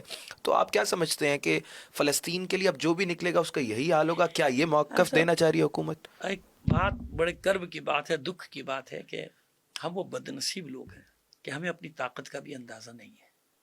25 کروڑ لوگ، ہمارے حکمران یہ سب کچھ کیوں کر رہے ہیں؟ یہ سب وہاں ہوتا ہے جہاں حکمرانوں میں اور عوام میں فاصلہ ہوتا ہے. حکمرانوں کو، کیونکہ وہ عوامی طاقت پہ تو آئی نہیں ہے، وہ تو جس طریقے سے آئے پوری دنیا جانتی ہے، ان میں اور عوام میں فاصلہ ہے. وہاں ہوتا ہے جہاں حکمرانوں کو عوام پہ بھروسہ نہیں ہوتا اور عوام کو حکمرانوں پہ بھروسہ نہیں ہوتا. اگر ہم اپنی طاقت پہچان رہے ہوتے نا تو ہم دوسروں کے بنائے ہوئے فارمولے پہ نہ چل رہے ہوتے، جو انہوں نے ہمیں روڈ میپ دیا نا، دوسروں کے روڈ میپ پہ نہ چلتے. یہ وہ علامت ہے. اچھا چلیں، وہ نکلے تھے مارچ کرتے، ان کو مارچ کرنے دیتے کیا ہو جاتا؟ آپ ان کو فیسیلیٹ کرتے نا، فیسیلیٹ کر دیتے، کوئی جھگڑا بھی نہیں ہوتا. اچھا بھائی جاؤ، جہاں تک جانا ہے جاؤ، جہاں تک جانا ہے جاؤ. پریس کانفرنس کی تھی، دیکھیں تو کتنی پارٹیاں نظریاتی طور پہ ایک دوسرے کی مخالف ہیں، ہماری بھی ہوں گی، لیکن اس کا مطلب یہ تو نہیں ہوتا کہ انہیں کچل دیا جائے. یہ چند سالوں سے ہمارے یہاں، ابھی جب سے فلسطین کا مسئلہ تیز ہوا ہمارے یہاں بھی تیز ہو گیا کہ طاقت کے ذریعے سے عوام کو کچل دو. ہمارے ساتھ ہوا کتنی بار، ہمارے بچوں کو بے گناہ بیٹھے ہوئے آرام سے مار دیا، گولیوں سے مار دیا، زخمی کر دیا گیا، زندانوں میں ڈال دیا گیا. اور یہ بھی شاید اسی کھیل کا حصہ ہے کہ اس طرح سے ڈرا دیا جائے کہ کوئی فلسطین کے لیے آواز نہ اٹھے. تو خیر یہ ان کی بھول ہے، کیونکہ پاکستان کے عوام کا مزاج دوسرا ہے. یہ بیٹھے گی پھر بھی نہیں، یہ پھر بھی نکلے گی ان کے لیے. یہ کیا اسی لیے گیا ہے، شاید اور بھی 2-4 وجہ ہو سکتی ہیں کوئی اور سی، کہ ایک وجہ یہ بھی ہو سکتی ہے کہ ان کو نکال کے ان پر اتنا یہ بھی نکلیں گے. اور دیکھیں میں آپ کو بتاؤں کہ عوام شرپسند نہیں ہوتی، یاد رکھیے گا. یہ ہم آپ کو اپنا پورا نچوڑ بتا رہے ہیں 19 صدی کی پریکٹیکل لائف کا، 50 سال کی پریکٹیکل لائف کا آپ کو نچوڑ بتا رہا ہوں. 75 سے ہم پریکٹیکل لائف میں شرپسندی کرائی جاتی ہے. جب کسی کو کچلنا ہوتا ہے نا، سبوتاش کرنے کے لیے کیا کچھ ہوتا ہے، ہم کئی بار یہ تماشا دیکھ چکے اور بھگت چکے، اور ہم نے وہ افراد پکڑ کے دیے. ایک زمانہ ایسا تھا پرائم منسٹر کے ساتھ میٹنگ میں نے جب 2-4 نام لیے تو دوسرے جو ذمہ داران بیٹھے تھے وہ ایک دم گھبرا گئے، بوکھلا گئے کہ آپ بغیر ثبوت کے کہہ رہے. میں نے پھر وہیں کھڑے میں نے کہا آرام سے میں بتاتا ہوں ثبوت. پھر میں نے ثبوت دیے. آپ کو یاد ہوگا جنازوں میں جو جھگڑے ہوتے تھے، جب شہداء کے جنازے اٹھتے تھے تو ہم حیران ہوتے تھے کہ یہ کون سا طبقہ ہے جو ڈھاٹے باندھ کے آتا ہے اور ڈھاٹے باندھ کے آگے سارا کام کرتا ہے. یہ کرایا جاتا ہے. ایسی پاکستان کی تاریخ ان مثالوں سے بھری ہوئی ہے. ایک بیچارے کو تو جانا پڑ گیا، اس نے ایک فلم وغیرہ بھی بنائی تھی، عاشر عظیم نام تھا شاید، عظیم عاشر عظیم. میں اس کا انٹرویو دیکھ رہا تھا، اس نے بتایا اس نے یہی چیز کی کہ ایک جگہ جو ڈیفینس بیٹھے تو وہی لوگ جنہوں نے سب مارا ماری کی تھی وہاں بیٹھے میٹنگ کہ یہ ہمارے لوگ ہیں. یعنی بھیجا جاتا ہے. وہ کیا اچھا موب جو ہے وہ پیچھے لگ جاتا ہے. ہاں، موب پھر پیچھے ہو جاتا ہے. بالکل تو شعور نہیں. وہ آگے جذباتی نعرے لگاتے ہوئے جاتے ہیں، توڑ پھوڑ شروع کرتے ہیں، موب آگے جاتا ہے، وہ پیچھے نکل جاتے ہیں. یہ ہمارے ساتھ ہوتا تھا. جنازے دفن کر کے آ رہے ہیں، پیچھے ہنگامہ مار دھاڑ چل رہی ہے. اب ہماری ساری رات تھانے میں گزر رہی ہے، اور تھانے میں لڑکے بتا رہے کہ جن کو پکڑا تھا ان میں سے چند تھے جو اپنا کارڈ دکھاتے تھے، وہ ٹرک سے چلے جاتے تھے. وہ کرانے والے ہوتے تھے. ان کو ہم نے پکڑا، پھر پکڑ کے پیش کیا ہم نے خود کہ یہ کیا ہے. تو یہ بھی مسئلہ ہے کہ یہ ضرور یہ دکھانے کے لیے انسپیکٹر کو مارا، یہ مارا، وہ مارا. بھائی چھوڑو نا، پاکستان میں کیسے ہوتا ہے، کیا ہوتا ہے. نہ معلوم کتنی بار ایسے لوگوں کو خود موپ نے پکڑا ہے لیکن ان کا کچھ بھی نہیں ہوا. اس کے ساتھ ایک اضافی سوال کرتا چلوں. قبلہ آپ نے بتایا کہ یہ 2 وجوہات ہیں، لیکن اب نکلنا ضروری ہو چکا ہے، کیونکہ اگر اب نہیں نکلے تو پاکستان اس دہانے پہ کھڑا ہے کہ اسرائیل کو تسلیم کر لے. تو ایسے میں آپ کیونکہ مجلس وحدت المسلمین کے مرکزی جنرل سیکرٹری بھی ہیں، تو کیا مجلس کی جانب سے کوئی ایسا احتجاج کال کیا جائے گا اور لوگوں کو باہر نکلنے کی کوشش؟ دیکھیں میں آپ کو مجلس تو احتجاج کرتی آ رہی ہے. پچھلے ہفتے بھی کیا ہم لوگوں نے. احتجاج ہوتا ہے ہمارا تو ہر جلسے ہی احتجاج ہوتا ہے، سب کچھ کرتے رہتے ہیں. تو بڑے لیول پہ میں ایک بات بتا رہا ہوں آپ کو، سن لیں میری بات. بڑے لیول کو آپ کیا سمجھتے ہیں؟ دیکھیں پاکستان میں کے جو معروضی حالات ہیں وہ اس قسم کے ہیں کہ ہمیں چھوٹی چھوٹی اکائیوں میں تقسیم کر دیا ہے. لسانی، صوبائی، فرقہ واریت ہے نا، مختلف. اب جب کوئی ایک نکلتا ہے نا، وہ ایک اکیلا تو کچھ نہیں کر سکتا نا. ایک سیاسی جماعت کا حشر دیکھ لیا آپ نے کیا کیا گیا اس کے ساتھ. اب ایک مذہبی جماعت کا حشر دیکھ لیا گیا. ہم چھوٹی چھوٹی اکائیوں میں، ہم پورے ملکی پیمانے پر بھی احتجاج کال کریں گے تو صرف ہمارے لوگ نکلیں گے نا. تو الائنس کیوں نہیں بنتا؟ کیسے بنے گا؟ کتنی بار بنے الائنس؟ نام نہیں لینا چاہتا ہوں الائنس کے، میں بھی شامل تھا. جب الائنس میں ہی ان کے بندے آ جائیں اور ہم کچھ بھی نہ کہہ سکیں کیونکہ سارے وہ مکاتب فکر کی بات آ جاتی ہے نا، پھر کیا کریں، ہے نا. یعنی ہمیں اس معاشرے کو ہمارے توڑا گیا ہے. اب جب توڑ دیا گیا ہے تو ہم احتجاج کرتے ہیں، ہم نکلتے ہیں. ہماری لوگ تائید تو کریں گے لیکن ہمارے ساتھ نہیں آ رہے ہیں نا. ہمارے جلسے میں بھی آ جائیں گے، نمائندگی آ جائے گی نا. یا کسی سب کی بات کر رہا ہوں کہ کوئی دوسرا کرتا ہے. مطلب ایک مذہبی جماعت نے بھی مارچ کیا، کھڑے ہمیں بھی دعوت دی، تو ہماری قوم تو نہیں گئی نا، ہم لوگ گئے. ہم نے اعلان کیا ہم جا کے نمائندگی کر رہے ہیں وہاں پہ، سب نمائندگی. تو ہمیں گزشتہ 50-60 سال کی تاریخ میں یہ آمریت کا دور جو شروع ہوتا ہے ایوب خان کے دور وہی سے، جو آپ نے پہلے ذکر ہمیں کیا، تقسیم کر ڈیوائیڈ اینڈ رول والا. تو ہم احتجاج کریں گے اور کر رہے ہیں اور کرتے رہے ہیں، ماضی میں بھی سب کچھ کریں گے. لیکن میں نے آپ کو اسٹرینتھ جتنی ہے اتنی کریں گے نا. پھر ہمیں الجھا دیا جاتا ہے اس بات کی. اس ملک میں آپ نے دیکھا نا ابھی پارا چنار میں کرم ایجنسی میں کیسے الجھایا گیا ہمیں. خدا نہ کرے پھر سوئچ آن ہوگا اور پھر ٹارگٹ کلنگ اور فرقے آپ کی موومنٹ پوری طرح گئی کہیں اور. تو ہم ایسی جگہ پہ رہے کہ ہمارے حکمرانوں کو اپنے عوام پہ بھروسہ نہیں ہے. اگر وہ اپنے عوام پہ بھروسہ کریں نا، ان سارے مسائل سے ہم نکل جائیں گے. وہ بھروسہ کیوں نہیں ہے؟ کیونکہ وہ صحیح راستے سے آئے نہیں ہے، غلط مینڈیٹس ہیں. اگر وہ صحیح ہوتے نا تو اپنے لوگوں پہ بھروسہ کرتے. جمہوری اسلامی کے لوگوں کو جیسے بھروسہ ہے اپنی حکومت پہ، حکومت کو بھروسہ ہے عوام پہ کہ ہماری حمایت میں نکلے گی. یہ سب ہے. اچھا قبلہ، ابھی بات یہی ہو رہی ہے کہ میں نے ابھی ذکر کیا آپ کے سامنے کہ پاکستان اسرائیل کو تسلیم کرنے کے دہانے پہ کھڑا ہے. ہم دیکھتے ہیں کہ یہ معاہدہ جب سائن ہوتا ہے تو ہمارے پرائم منسٹر محترم شہباز شریف صاحب وہاں موجود ہوتے ہیں، اور ٹرمپ صاحب جب برٹین کے وزیر خارجہ یا وہ صدر تھے ان کو بلاتے ہیں تو ان کو واپس بھیج دیتے ہیں، اور جب کہ شہباز شریف کو بلاتے ہیں وہ ایک تقریر کرتے ہیں، اور ایک بھیڈنگی سی تقریر کرتے ہیں جس میں پھر سے ٹرمپ صاحب کو امن کا نوبل انعام دینے کے لیے پھر سے منتخب کر دیتے ہیں، جبکہ نوبل انعام تو دے چکے ہیں کسی اور کو۔ تو اتنی زیادہ سپورٹ ایک ملک کے لیے اور ایک ایسے آدمی کے لیے کہ جو بچوں کا قاتل ہے اس قتل عام میں شامل ہے، کیونکہ اسرائیلی پارلیمنٹ میں جا کے ٹرمپ یہ کہہ رہے ہیں کہ میں نے اس اسرائیلی حکومت، اس اسرائیل کے صدر کو ویپنز آف ماس ڈسٹرکشن دیے جن کے ذریعے انہوں نے بچوں کا قتل عام کیا۔ تو ہمارا پرائم منسٹر جا کے اگر اس کے جوتے چومتا ہے تو اس کا کیا مطلب ہے؟ اس کا مطلب یہ ہے کہ اسے ایکسٹینشن چاہیے، خلاصہ یہ اس کا مطلب یہ کہ انہیں ایکسٹینشن چاہیے۔ کہتے ہیں ہمیں آپ رہنے دو، باقی آپ جو چاہتے ہیں ہم کریں گے۔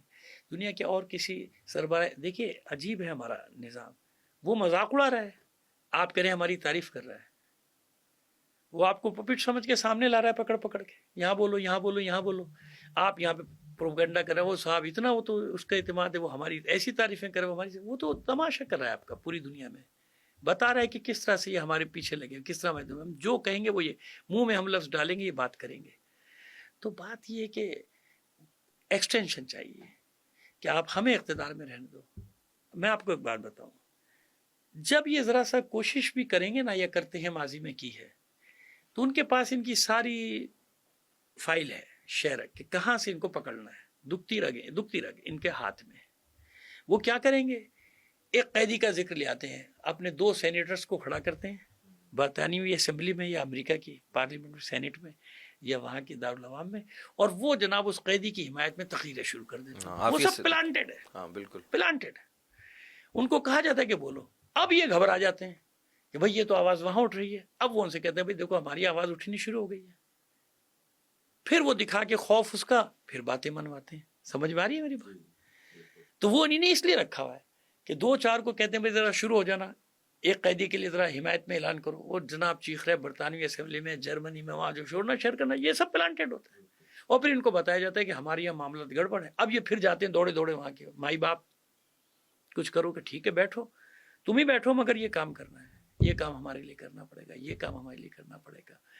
اور آپ پاکستان کو فقیر سمجھتے ہیں، ہمارے سارے شمالی پہاڑی علاقہ جات، پہاڑی علاقے، بلوچستان، یہ سب کا سب خزانوں سے بڑا ہے، خربہ خرب ڈالر کے خزانے، تو ان کی نظر میں نہیں ہے۔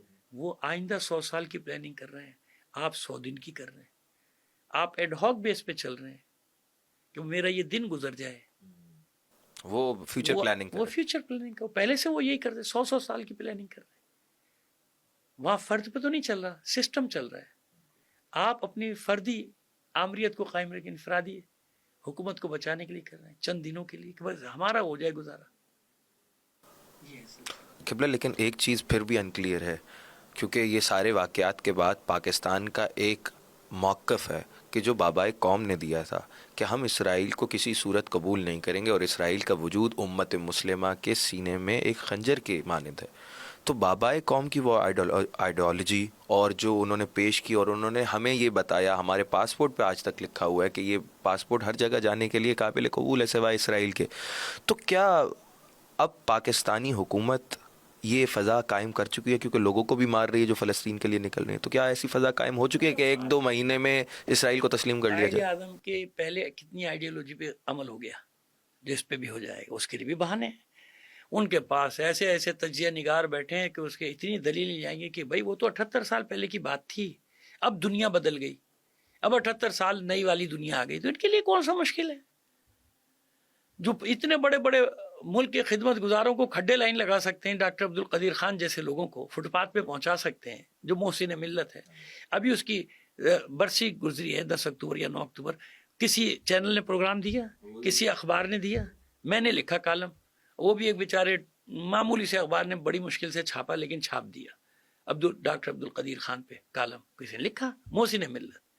تو یہ کوئی بڑی بات نہیں، جب یہ پروپیگنڈا وار چلتی ہے، وہ ٹھکانے سارے ایک ہی بات ڈالے جائیں گے بھائی وہ پرانا ہو گیا، اور ہمیں سروائیو، بات کیا ہوگی، ہمیں سروائیو کرنا ہے، ہمیں دنیا کے ساتھ چلنا ہے، ہمارے معاشی حالات، ہمارے اقتصادی حالات ایک بہانہ تو نہیں ہے۔ جیسے ابھی پروپیگنڈا مشینری اس حکم فرمان جس کو معاہدے کا نام دیا جا رہا ہے اس کے لیے چل رہی ہے نا. اب سارے ہمارے بھی چیخ رہے ہیں بھائی جب وہ مان لیے تو آپ کیوں شور کر, جب انہیں نے مان لیا تو آپ کیوں شور کر رہے ہیں؟ انہوں نے مان لیا. بیت المقدس مسجد اقصی پہ ہمارا کوئی کسی کو وہ نہیں ہے کہ ہم اس کے اوپر بات کریں. ہماری ذمہ داری نہیں, کسی مسلم ملک کی ذمہ داری نہیں, سوچنے کی بات ہے نا. تو اس لیے پاکستان, میں نے پہلے بھی کہا, وہ بد نصیب لوگ ہیں ہم جنہیں اپنی طاقت کا خود ہی اندازہ نہیں ہے. ہم انڈیا جیسی طاقت کو 4 دن پہ گھٹنوں میں لے آئے, لاتے ہیں نا, لے آئے, لیکن ایک فون پہ ایک کال کے اوپر کیا کیا ہم نے, ختم کر دیا. تو یہ تضاد ہے نا. یا تو اتنی بڑی طاقت ہو کہ 4 دن میں تم نے ان کا گھٹنے ٹکوا دی, اور یا پھر اتنے کمزور ہو کہ ایک کال کے اوپر سیز فائر ہو گیا. ابھی آغا وہ آپ نے ذکر کیا عبد القدیر خان کا, ان کا اپنا شعر ہے کہ گزر تو خیر گئی ہے تیری حیات قدیر, ستم ظریف مگر کوفیوں میں گزری ہے. تو اگر کوفیوں کا ذکر کیا جائے تو اب قبلہ آخری مرحلے میں ہم داخل ہو چکے ہیں. اب آپ یہ بتائیے کہ اس شعر کے مصداق جو انہوں نے ہماری قوم کو ٹھہرایا ہے, اس میں کتنی حقیقت ہے, اور آج کے اس دور میں جب پاکستان اسرائیل کو تسلیم کرنے کے دہانے پہ کھڑا ہے, ایران جو ہے وہ جو ہمارا ایک مورچہ آخری مورچہ ہے اس پہ جو ہے بار بار فکری انداز میں اور بہت مختلف انداز میں حملے کیے جا رہے ہیں, اس کے بازو کاٹے جا رہے ہیں, ایسے میں ہم پاکستانی عوام اور ہم لوگوں کا کہ جو ایران کو بھی سپورٹ کرتے ہیں, ہم فلسطین کو بھی سپورٹ ہم اس ہر ملک کو سپورٹ کرتے ہیں کہ جو سامراج اور آمریت کے خلاف اٹھتا ہے, جو فلسطین کے حق میں اٹھتا ہے, تو ہم جیسے لوگوں کی کیا ذمہ داری؟ دیکھیں, ہم جیسے لوگ تو اپنی بیچارے ذمہ داری ادا کرنے کی پوری کوشش کرتے ہیں کہ, اور کر رہے ہیں کہ عوام تک یہ میسج پہنچایا جائے. لیکن دیکھنا یہ بھی ہے نا, بار بار میں کہتا ہوں معروضی حالات, کہ عوام میں اتنا دم ہے, عوام میں اتنی آگہی ہے کہ وہ سمجھتی تو وہ ابھی ہاں بھی کرے گی. جیسے آپ نے ڈاکٹر عبد القدیر خان کا شعر سنایا نا, حالانکہ اس کے ساتھ دغا تو چند لوگوں نے کی نا, دغا تو ایک جس کو کہتے ہیں حاکم طبقے نے کی, لیکن لوگوں نے ساتھ ہی نہیں دیا. خواص نے کی دغا, تو خواص نہیں کی نا, لیکن لوگوں نے ساتھ ہی نہیں, کیونکہ لوگوں میں اتنی اسٹرینتھ نہیں نا, وہ اس لیول کا آدمی تھا کہ پارٹی یا اس کو سپورٹ کر دیا کسی بڑی پارٹی کا جس کے پیچھے پبلک نکلتی. یہ اسی کو چیز کو وہ کہہ رہا ہے کہ کوفے میں بھی یہ ہوا کہ کوفے کے سارے لوگ امام حسین کے مخالف تھوڑی تھے, لیکن طاقت نہیں تھی, ڈر اور خوف ان کے اوپر مسلط کر دیا گیا تھا ابن زیاد کی صورت میں. اب بھی مسئلہ یہ ہو رہا ہے کہ اس طرح کے جو واقعات جیسے ابھی ہوئے ہیں 2-4 دن پہلے, مسلسل آپ دیکھ رہے ہیں 2-3 سال میں مسلسل سختی کے ساتھ کچلا جاتا ہے, کوئی بھی موومنٹ ایسی چلتی ہے اس کو سختی کے ساتھ, جبکہ جمہوری ملک ہے. ہاں, جبکہ وہ کہتے ہیں کہ نہیں یہ ریاست کے خلاف نکلے تھے, وہ فوراً یہ نہیں کہتے ہیں کہ یہ اپنا جمہوری حق استعمال کر رہے تھے, وہ کیا کہتے ہیں ریاست کے خلاف. یعنی اب یہ طے ہو گیا کہ جو بھی اپنے حق کے لیے سڑک پہ نکلے گا اسے غدار قرار دے دیا جائے گا, چاہے جائے کہ فلسطین اور اسرائیل کی بات کر رہے ہیں. لیکن بہرحال خدا کا شکر ہے, ایسا تو نہیں ہے کہ چھوڑ دیا جائے گا, مسئلے کر رہے ہیں اور روز کر رہے ہیں, جہاں بھی جاتے ہیں وہاں کرتے ہیں. لیکن میں یہ جانتا ہوں کہ جب نوبت یہاں تک پہنچ جائے نا تو بات وہی آ جاتی ہے, سائنٹیفک بھی تجزیہ یہی ہے, سیاست بھی یہی کہتی ہے, اور مذہب بھی یہی کہتا ہے کہ ایک حد تک جاتی ہے لچک, اس کے کھینچے آپ تار کو پلاسٹک کے رسی والا, اس کے بعد ٹوٹ جاتا ہے, ختم ہو جاتا ہے نا. سائنٹیفک طریقہ بھی یہی ہے کہ کہاں تک کریں گے, ایک حد آ جائے گی, اس کے بعد کیا ہوگا, فائر بیک ہوگا, پھر ریئیکشن ہوگا, اور وہ پاکستان یا صرف اسلامی ممالک کی سطح پہ نہیں ہوگا, وہ ہوگا عالمی سطح پہ. جیسے ابھی آپ نے دیکھا کہ مغرب کی عوام کس انداز میں مسلمانوں سے زیادہ نکلی نا, انسان ہے نا, انسان پھر انسان ہے. آپ نے ان کے دماغ میں بھوسا بھرتے رہے ہیومن رائٹس, لیکن انہیں دیکھا کہ یہ تو خود ہی عمل نہیں کر رہے. جو علم بردار ہے, ایک سبب یہ بھی بنا تھا کہ وہ تھوڑی دیر کے لیے معاملے کو اس لیے بھی ٹھنڈا کرنا چاہتے تھے کہ ان کی اپنی قومیں ان کے خلاف کھڑی ہو چکی تھی, اب بھی کھڑی, معاملے کو ٹھنڈا کرو. سمجھ میں, ایک تو یہ بات ہو گئی کہ اچھا, سیاست بھی یہی کہتی ہے کہ اب لوگوں کے سامنے سے نقاب اترتی جا رہی ہے. وہ جو مکروہ سیاست ہو رہی ہے دنیا میں یا ملکوں میں, آپ نہیں دیکھا بنگلہ دیش میں کیا ہوا, نیپال میں کیا ہوا, اور جگہوں پہ بھی شروع ہو گئے معاملات. ہم کیوں نہیں نکلتے ایسے؟ میں نے کہا پہلے بتا چکا ہوں کہ ہمیں دیکھیے بنگلہ دیش میں ایک قوم ہے, نیپال میں ایک قوم ہے, ایران میں ایک قوم ہے, ہم ایک قوم نہیں ہے نا. ہم تو حتیٰ کہ معذرت کے ساتھ کسی کے مرڈر کی خبر آئے تو پہلے اس کا نام دیکھتے ہیں کہ کون ہے, یہ ہمارا تو نہیں ہے, یہ کس کا ہے نا. ہمارے یہاں کسی کو ایک تمغہ ملے تو سوشل میڈیا پہ جنگ شروع ہو جاتی ہے. وہ کہتا ہے یہ ہمارا ہے, وہ کہتا ہے یہ ہمارا ہے, وہ کہتا ہے یہ ہمارا ہے, ہمارا ہے. ہمارے یہاں ایک تمغہ لینے والا ایک نعرہ لگا دے تو یہاں بڑے بڑے جو ہے نا ستون ہل جاتے, ایوان ہل جاتے, یہ نعرہ کیوں لگایا اس نے. اب اس کو پکڑ کے ایک بار اپنے ادارے میں لے جا رہا ہے, ایک بار اپنے ادارے میں لے جا رہا ہے, ایک بار اپنی مسجد میں لے جا رہا ہے. ہم اس ملک میں رہ رہے ہیں میرے بھائی. تو ایک قوم تو بننے نہیں دیا گیا نا. ہم ایک قوم تھے 70-71 تک, پاکستانیت تھی. اس کے بعد جو ڈیوائڈ اینڈ رول کی پالیسی چلی, اگرچہ کہ مستقبل میں جا کے ان کو بھی یہ نقصان پہنچائے گی. جب ان کو پوری قوم کی ضرورت پڑے گی تو دیکھیں نا, ابھی اتنے بڑے بڑے مسائل ہوتے ہیں. 65 کا جذبہ ہمیں نہیں نظر آ رہا. آپ تو نہیں تھے, میں تو تھا 65 میں. 65 میں جو جذبہ تھا نا وہ تھا پاکستانی, پوری قوم ایک پیج پہ سب. لیکن اب وہ جذبہ کیوں نہیں نظر آتا؟ اب سوشل میڈیا پڑھ لینا, چھپانے کی کوئی ضرورت ہی نہیں. بالکل, ہے جبکہ ایسی جنگیں ابھی بھی حالت جنگ ہے. دیکھنا حالت جنگ ہے, اور ہمارے بعض رہنما قومی میڈیا پہ بیٹھ کے کہتے ہیں کہ انڈیا سے جنگ تو ٹھیک تھی, یہ جنگ ٹھیک نہیں ہے, اس میں پوری قوم آپ کے ساتھ نہیں ہوگی. بہت بڑے رہنما, کل ہی بیان تھا ان کا, ہے نا ایسا. وجہ یہ ہے. لیکن اب عقیدتی مسئلہ کیا ہے؟ عقیدتی مسئلہ یہ ہے کہ حد, آخری حد ہوتی ہے نمرود کی اور فرعون کی. جب وہ کہتا ہے کہ میں رب ہوں, خون پھر خون ہے, ٹپکے گا تو جم جائے, رب ہوں. اب عقیدتی بات بتا رہا ہوں. ساحل لدھیانوی کی نظر تو میں بچپن سے یاد ہے مجھے یہ والی, لیکن یہ کہ میں آپ کو یہ بتا رہا ہوں کہ اب جب کوئی کہنا کہ انا ربکم الاعلی, میں تمہارا پالنے والا ہوں, میں تمہیں روٹی دوں گا, یہ دجالی نظام اسی کو کہتے ہیں. خلاصہ یہ ہے دجال, یہی کوئی ایسا آدمی نہیں آئے گا کوئی جس کی ایک آنکھ واگ ہو اور بہت سارے ہاتھ, یہ اس کے جال ہیں سارے. یہ ایک آنکھ گلوبل آئی, یہ ہے وہ دجالی آنکھ, یہ ہے وہ دجالی نظام. ہر چیز اس کے کنٹرول میں. لالچ سے دبائے گا, خواہشات نفسانی سے خریدے گا, لالچ سے خریدے گا.